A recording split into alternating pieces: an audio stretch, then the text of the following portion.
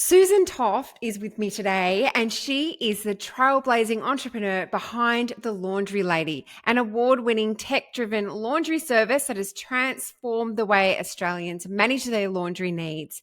Since starting in 2012, she has scaled The Laundry Lady from a solo operation to a thriving network of over 300 contractors across Australia and New Zealand with plans for continued expansion. Recognized as Founder of the Year by Women in Digital and listed in the AFR Most Innovative Companies, Susan is a leader in digital transformation and customer first business models.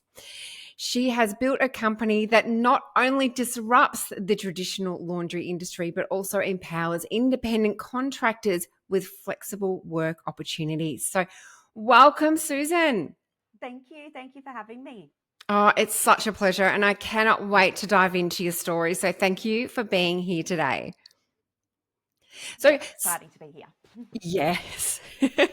Now, starting as a one woman operation, the Laundry Lady has now expanded to over 300 contractors across Australia and New Zealand, with plans to onboard 100 more, I read just recently.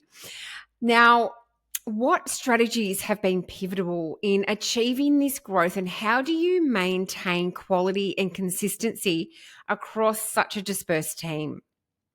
Yeah, so it's been a really long journey and it's been different things at every stage. It really did start with just me as the original laundry lady, and I was going out and picking up in my local area, which was a really great experience to be able to learn just what could work, what our customers wanted, how a schedule could work, pricing, all of those sorts of things.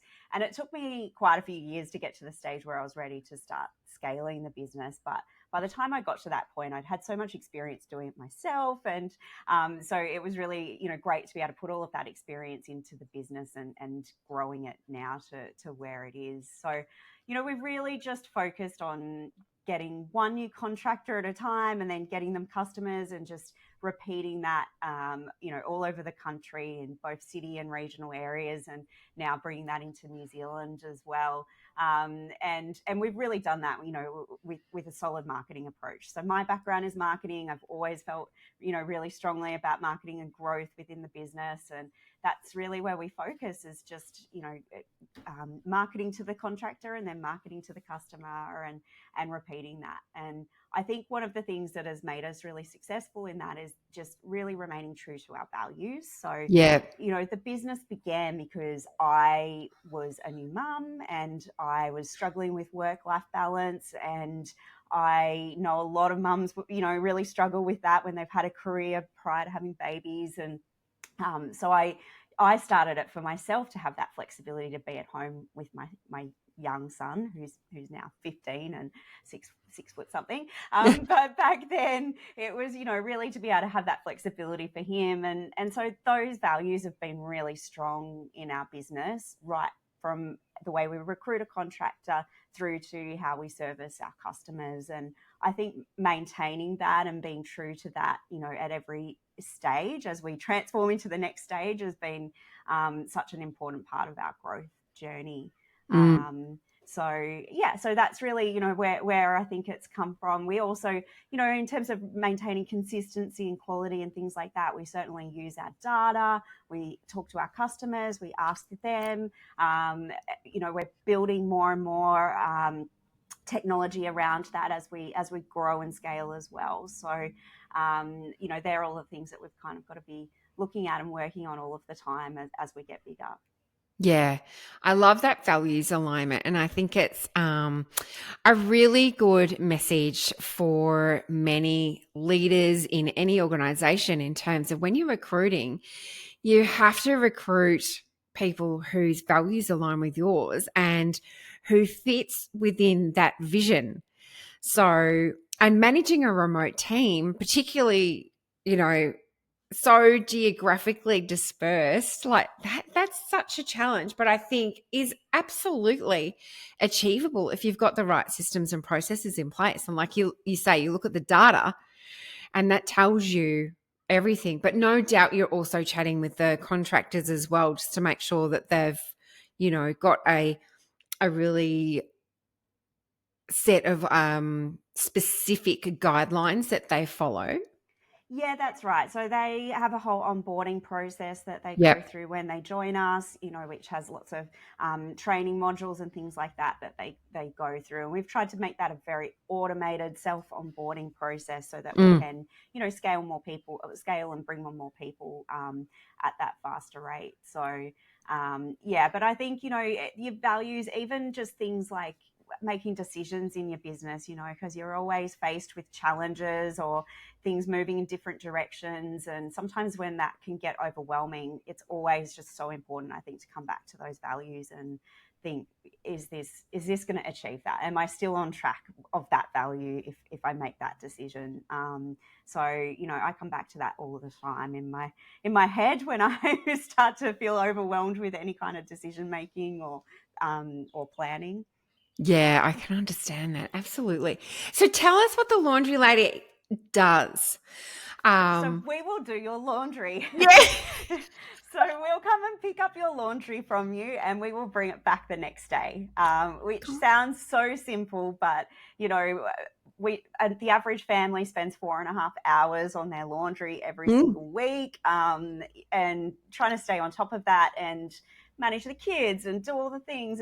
It's really hard, and it's not just residents. So we have residential customers, but we also have a lot of business customers. So there's Okay. places like beauty salons and medical clinics and Airbnbs and places like that, in that sort of low to mid volume range, that they don't want to be doing it themselves. Their employees don't want to be taking it home to do it on the weekends. And so that's where we really, come into play with that. So what's really unique about our model, though, is that we have laundry ladies and lads who all work from their own homes. So they're the ones who go out and pick up the laundry, and then they'll take it back to their home and wash or iron it and then bring it back to the customer. And so, giving people that opportunity to be able to work from home. We made work from home cool before COVID, Yeah. way before. So, when if you're a mum and you're trying to earn a good income for your family, and, you might have young kids at home and you don't want to be putting them into childcare and all those sorts of things, it's a great opportunity to be able to, put your washing machine to use and start making money out of that. But we also have lots of husband and wife teams who join us, and it's quite different to something like Uber, where it's a very gig economy, work whenever you feel like it, earn a little bit here and there. We have very consistent, regular, recurring customers, because Yeah. obviously laundry is very consistent and recurring. So that means a really sustainable income for our laundry ladies and lads. So they can be earning anywhere between $300 and $3,000 per week, depending on Wow. how much they want to work. So some of them are quite happy to just be earning, a couple of $100s a week, and some it's their full time husband and wife business, and they want to be doing, at that high end of that scale. So, that's what we're really passionate about, that we can bring that business opportunity to those people to be able to, have a different kind of business model to what they might have been doing before. Yes. And I love this. I love that it's simple, as you say, like it's just we do your laundry, but the amount of time and energy you're saving your clients is incredible.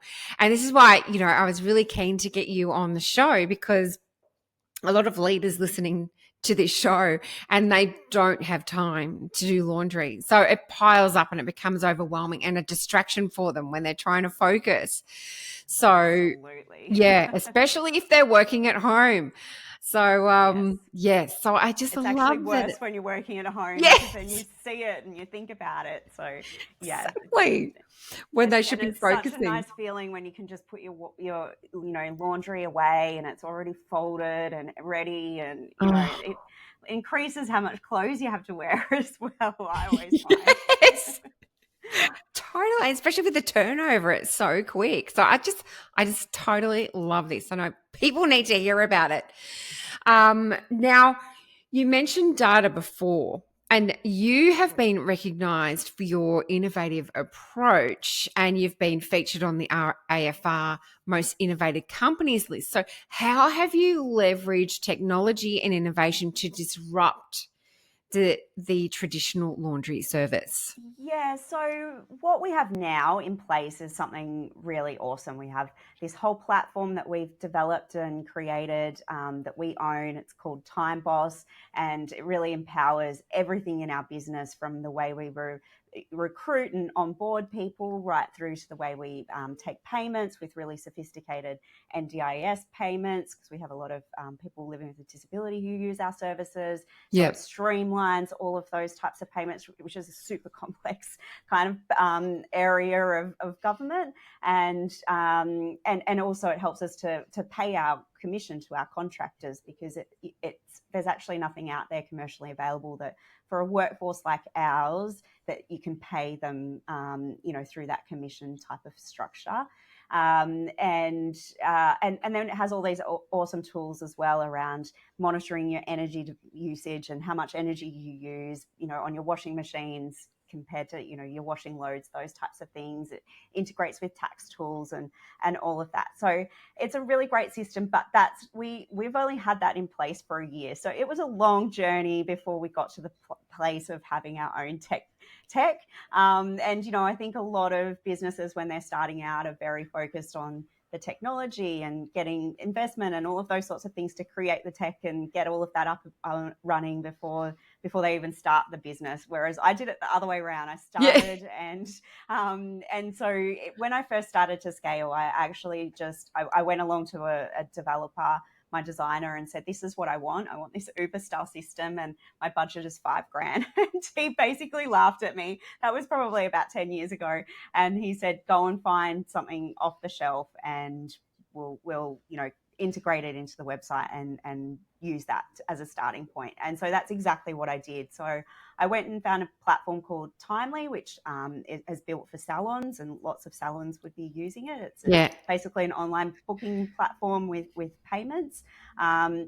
And we were using that until 12 months ago. So it got us a really long way. It became really challenging. We outgrew it for sure. But to, find the money to be able to create technology and to create it in the way that you need to create, find the people who can help you create it, it's a Yeah. really long journey. So, we were going from using Timely to now using our own platform has created so much operational efficiency in our head office team. For example, our accounts team, it used to take them 3 days every week just to pay the commissions, and now it's literally a click of a button for us to manage that process. So we absolutely needed it if we were going to, being at this point in our growth and for any future scale. But we'd still got a really long way without having it. So, I think that's a great lesson for people to learn, that, it's not going to be perfect in the beginning, and that's okay, because using some of those off the shelf things will help you really,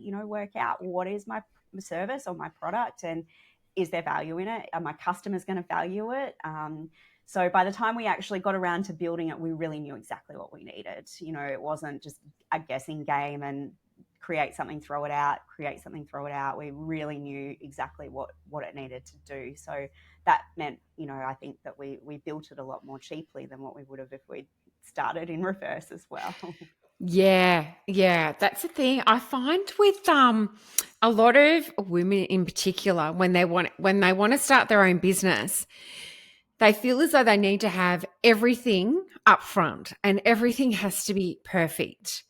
But sometimes, like, with you started and then it became obvious to you what you needed, and then you did it. So while it might have been a little bit easier in in reverse for you, you got there, but you got there with a really great product that works for your business. Yeah, that's right. I heard someone on a podcast the other day saying progress, not perfection. Yes. And I thought that's just so relevant in every stage of business, because you can get so caught up on trying to perfect things, and at the end of the day, maybe your customers just don't even like what you've got to offer. So it's just get in and get it and get started, and you can work those things out as you go. And definitely it's harder to work some of that stuff out as you go, because there were definitely a lot of challenges in our data and reporting and things like that. But now we've progressed so much around that it's made a big difference. So Yeah, absolutely. That's such a great story. So, how do you elevate yourself out of the weeds? Because there's so much to focus on as the entrepreneur, as the founder. So, how do you elevate your thinking? yeah, so great question. I think for me, what's probably been the biggest game change for me was bringing in an operations manager about 18 months ago. And look, when you're starting out or if you're in the early years, you obviously can't afford to do that. So you've got to do all of that stuff yourself. But that's fine too, because you're learning and you know what works and what doesn't work, and you understand your business, in a really, really in-depth way.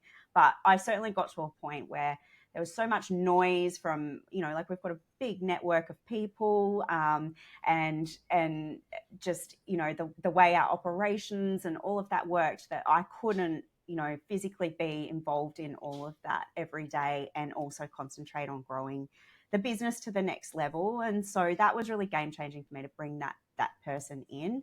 And I think, like, there's a lot of things that you might have had skills at in a previous job that sometimes don't translate when it's your own company and you're also thinking about, how am I going to pay these bills and do all these other things, and so being able to take yourself out of some of that, he now does a much better job of managing the operations than what I could have, because I'm so focused on everything else that's happening. So definitely when you can get to that point, but obviously, you can't do that right from the beginning, and I think that's okay too, because you've got to learn all the hard bits as well as you go along.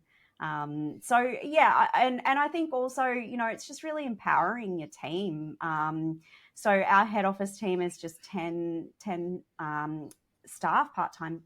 We're about 7 full-time equivalent, and they've all come in with skills, like they're adults, and I think you've got to treat them like that, and understand that they are quite capable of doing their work. Even if they make mistakes, that's okay, because they're quite capable, and if you try to do everything for them, you're just never going to get anywhere. So it's really about just empowering them, and giving them, like, delegating to them, trusting them that they can get on with things, and stepping back from that so that you can focus on all the millions of other things that you've got to do. Absolutely. Did you find it hard to delegate to your staff at the start?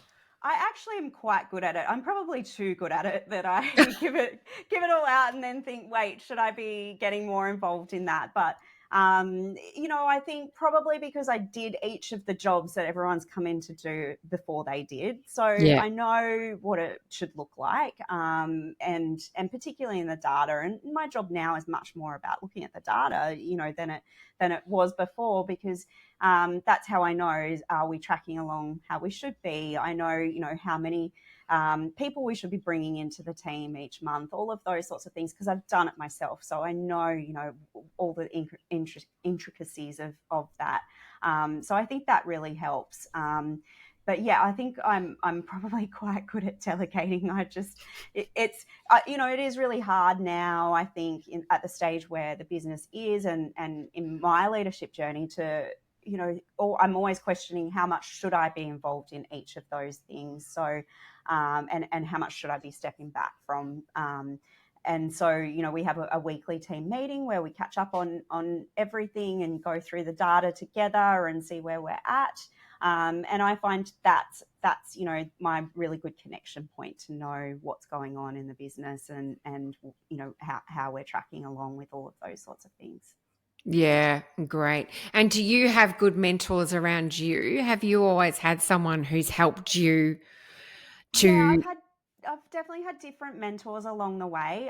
Like in the beginning, I accessed lots of, like, we had mentoring programs available to us here that are free, and so I accessed all of those and have had different mentors come along in the process. In the last year, we've been really pushing to try and get investment in the business, which is something that I've been heavily involved in. And I've absolutely had to have mentors to help me with that, because that's not something I knew anything about or Yeah. knew how to navigate. And now, because we've been going out and pitching and in front of all these investors and in all these pitch comps, now I have 10 million people trying to give me advice about everything. Wow. I feel like it's a little bit like when you first have a baby and everyone wants to give you an opinion, and everything contradicts each other. And so, at the end of the day, you've got to just trust your gut and go with that. Yeah. And so I feel a bit like that in the last few months. I love that. That's so awesome. Now, you did do something a couple of years ago in 23. You appeared on Shark Tank, which I think is so courageous to get there and pitch to, 4 or 5 investors on television. Oh my gosh. I How was tell that you what, the experience? things that in hindsight, like after spending a year of pitching to investors and pitching in pitch comps, and like the experience of that and the questions that you get. When I went on Shark Tank, that was before any of that. It was actually the first time I'd really pitched. And to How? do that on national TV, I'm like, what the hell was I thinking? It could have gone so poorly, but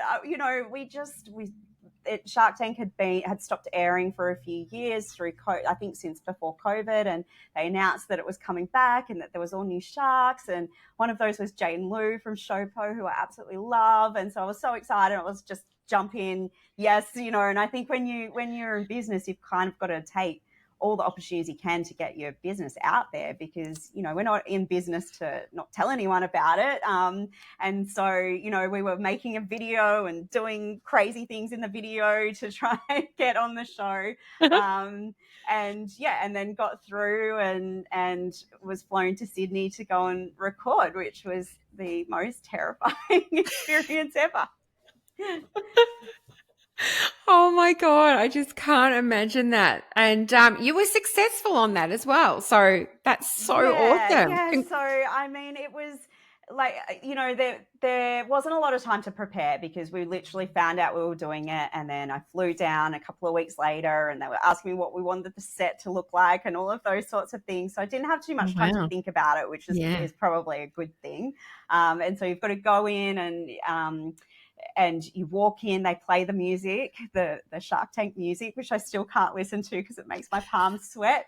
But they play the music, and you've got to stand on this circle and listen to the music for about 2 minutes, smiling at these shiny sharks with all these cameras around, and then you do your 2 or 3 minute pitch, and you can't stuff it up, because if you do, that's what they'll play that. So you've got to do it perfectly.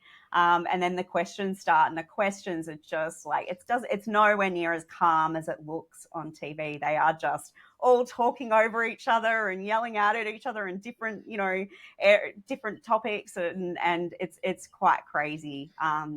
But it was, I actually, once the pitch was over, because that was completely nerve-wracking, once the 2 minutes was over of that, I actually really relaxed, because the questions are about my business. I know my business really Yeah. well, and I forgot the cameras were there, and I just got into the mode of that and enjoyed it. So I have no idea how long I was in there for. I know the outcome was like a 10-minute clip. So but it was really just such a nerve-wracking but also exciting experience to be part of. And the whole point of going on there was the marketing and the exposure that it would bring, and it's just like marketing gold, saying, as seen on Shark Tank. You just have no idea how much power that has in your marketing, and even still now. So it's sort of 18 months since it aired, almost 2 years since we filmed it, and even now, just playing that in our marketing, playing that as seen on Shark Tank, it just has so much more power.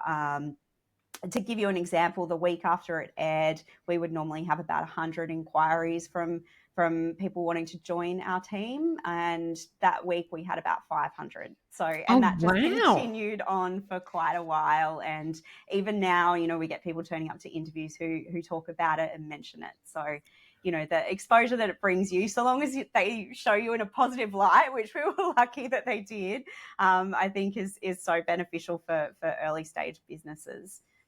That's awesome. What I love about you and what I've really heard through our conversation is you're not afraid to put yourself out there, and really talk about your business, and that's what attracts people to you. Like to get 500 inquiries from employees. That's like incredible. Yeah, it's So they've amazing. really believed in you and your vision, which is Yeah, look, fantastic. it's really hard to put yourself out there. It's not something that is a comfort zone for me. And I didn't Mm. want to do a lot of that in the beginning, but I've had to really push myself to do that because people Yeah. do want to hear from the leader. And Hmm. the people who join our team, they want to hear from me. And that it's my story that they connect to, my story of being a mum, and wanting to find a flexible work that I could do from home. That's what they connect to. And so, it's really important that I am in all of that. So, you have to get over yourself to do that. And sometimes I like to,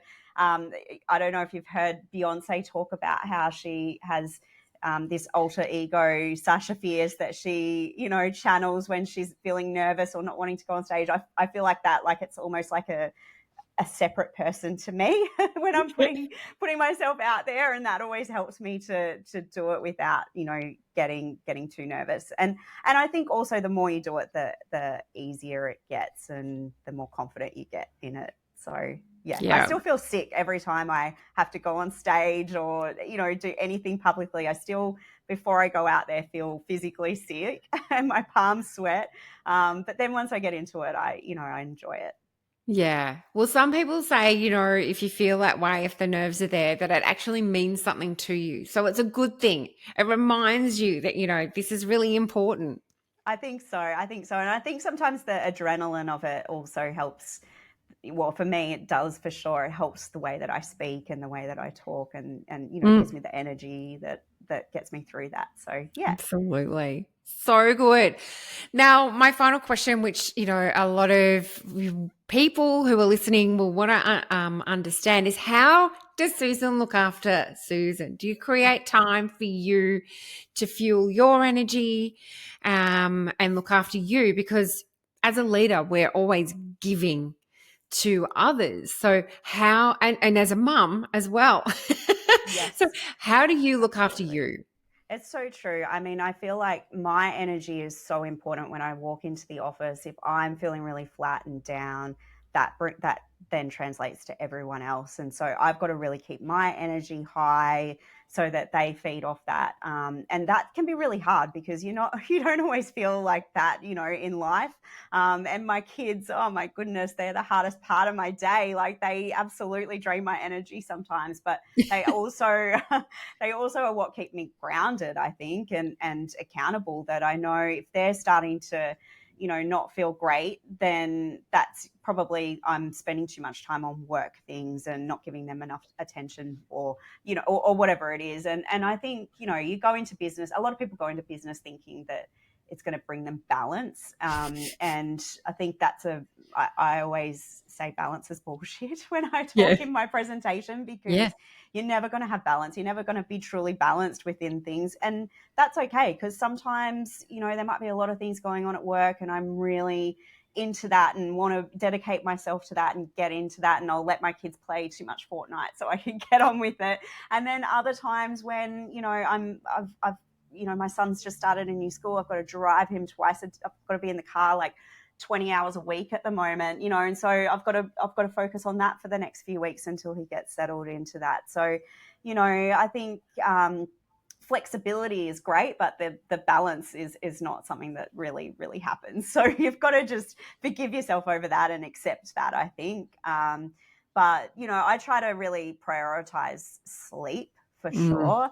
And I'm definitely trying more to prioritize health. Like, definitely, there's been some years where I haven't done that. I've worked too much, or, just haven't rested enough, or haven't worked out, or those sorts of things. I started my year reading the 5 a.m. Club. I don't know if you've read Hmm. that, but it just kept following me in my feed. So I decided to read it, and it's actually been game changing for me. I'm only on week 3, mind you. So check in again in Okay. 3 months' time if I'm still doing it. But I've been getting up at 5 a.m. and doing a workout every morning, and I feel like that has changed my day in terms of how I feel and my energy levels and just stressful mornings with the kids and all of those sorts of things. So that's definitely been something that's helping me at the moment.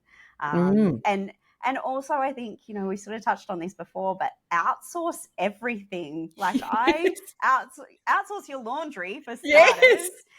But I just get all the things that can help me make my life easier. So I get HelloFresh so that I can don't have to think about what I'm going to be cooking. My meals are just there, so I know we can at least be eating healthy. I'll get a cleaner. I get all my dog gets walked. I get all my things for my animals come to the house.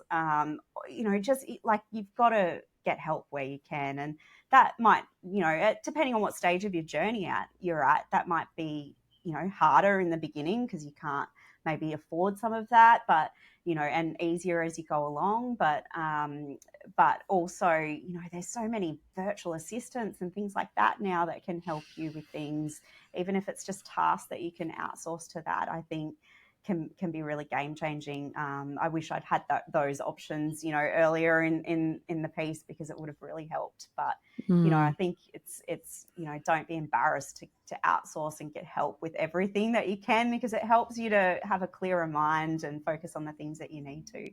Yes, great message. Great message about outsourcing. And I'm so with you on balance is BS, because I believe you have one life and you need to make it work for you, not against you. So I'm with you on that one.